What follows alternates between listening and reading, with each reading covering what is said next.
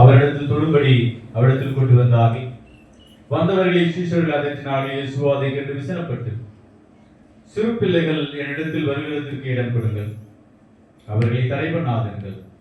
கடவுள் ராஜ்யம் அப்படிப்பட்டவர்களுடையது. கடவுள் ராஜ்யத்தை சிறுபிள்ளையை போல் ஏற்றுக்கொள்ளாதவன் எவனும் அதில் பிரவேசிப்பதில்லை என்று மெய்யாகவே உங்களுக்கு சொல்லுகிறேன் என்று சொல்லி அவரை அணைத்துக் கொண்டு அவர் மேல் கைகளை வைத்து அவர்களை ஆசீர்வதித்தார்.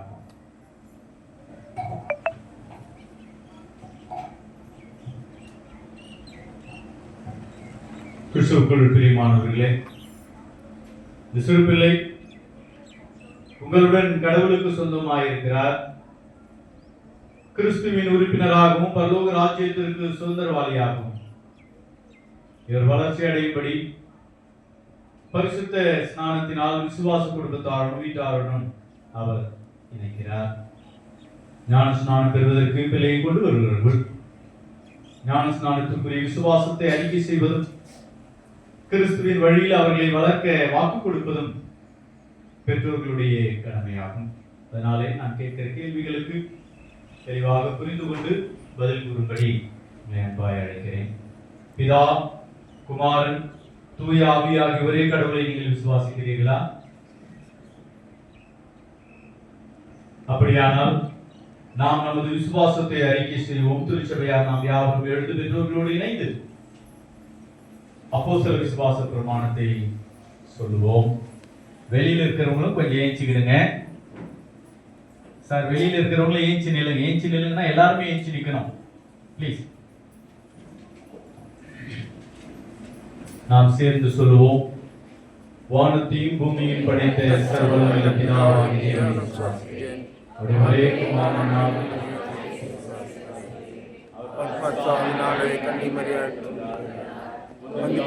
பாடுபட்டு மறித்து அடக்கம் பண்ணப்பட்டு பாதத்தில் இருந்தார்.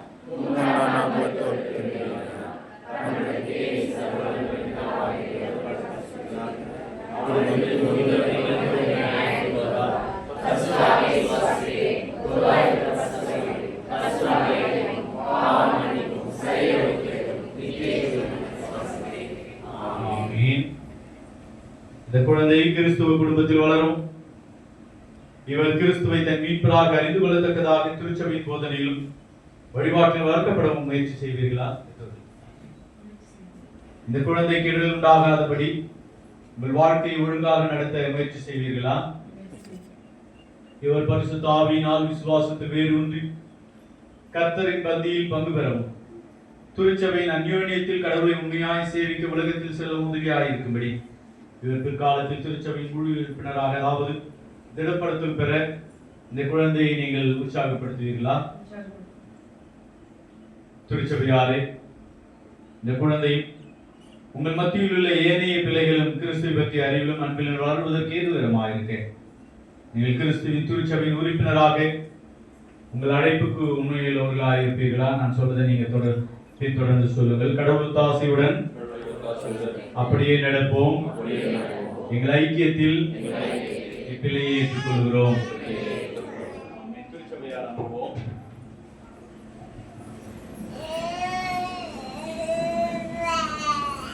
ஜெபம் செய்வோம். தண்ணீருக்காக திருச்சபையினுடைய ஊழியர் அவர்கள் இறைவேண்டல் செய்வார்.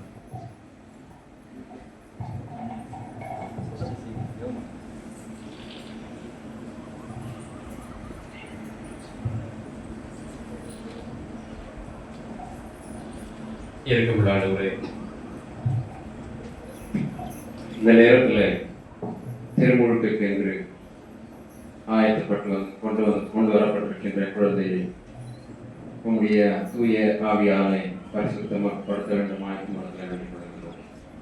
உங்களுடைய திருமுழுக்கு எத்தனை மேன்மையானது இதை உணர்ந்த பெற்றோர்களாக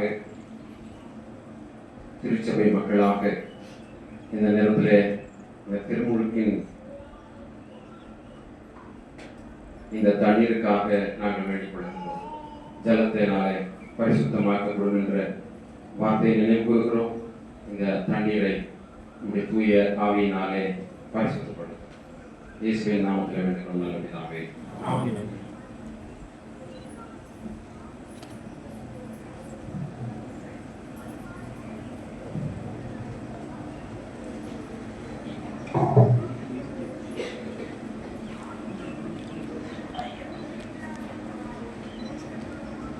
குழந்தையின் பெயர் எய்டன் ஜோஷ்.